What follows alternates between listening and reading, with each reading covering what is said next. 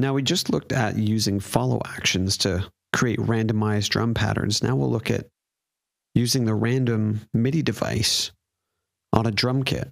So there's a simple 16th note pattern on our 808 kick drum. Not useful for much other than hardcore gabber in most cases. But as I increase the chance on the random device I've just placed on this track, those 16th notes become distributed randomly across a number of pads corresponding to the setting of the choices dial. And of course we want it to be adding the notes higher than the kick drum, because there's nothing on lower MIDI notes than the kick drum. And I'll just mute the pads I don't care for, in this case the kick, cymbal, cowbell, and open hi-hat, because I'll have my kick drum taken care of. And I'll go to this audio track and set the audio input from the appropriate drum kit track and arm it to record and mute it. And we're recording this randomized rhythm pattern. Now, once again, similarly as to the random rhythms generated with the follow action, doesn't sound like much at all at this point. But we're going to be able to find something usable in there once the recording is done. So that's what we've captured so far. And now we've got 16 bars of it. I'll stop the original clip. And I'll rename this track Congas and create a new audio track for the 808 percussion we just recorded and drag it over accordingly. Disable and activate the conga track again. We can just delete that 16th note kick drum. Unmute the drum rack parts we want and delete the random device, and here we have the randomized 808 percussion.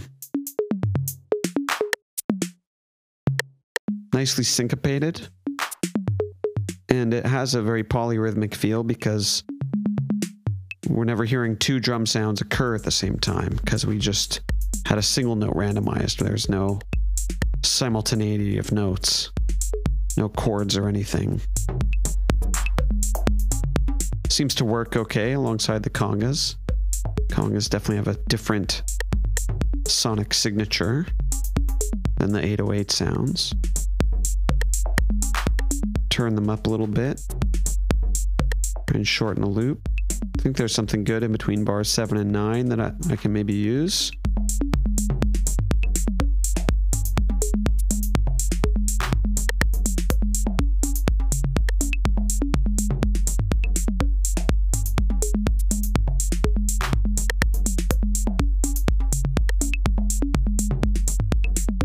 Just going to shift the start point by an 8th note, and it should change the whole feel.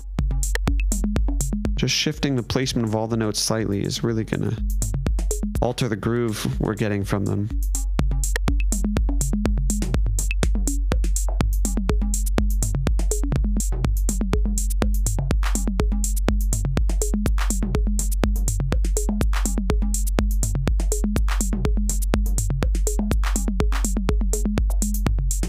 So we have a nice 1-bar section with those toms happening, but I think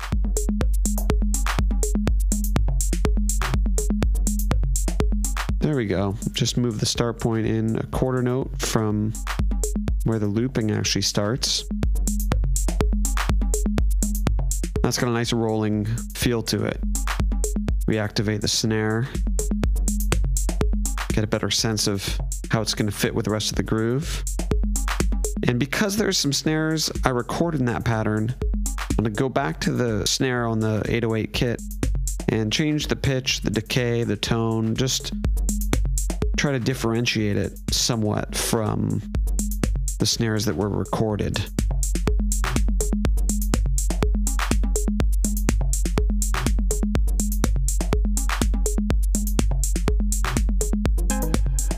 So just referencing all this with some of the randomized synths we had created from the ML185.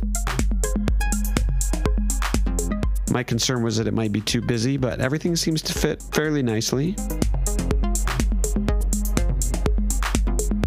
I'm going to select the snares, and holding down the Alt key, duplicate them one note up on the claps.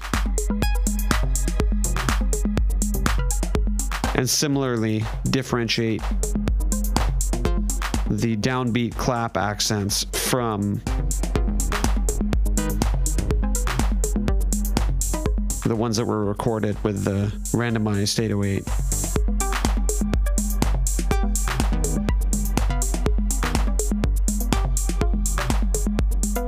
And there we go, with some nice randomized 808 percussion.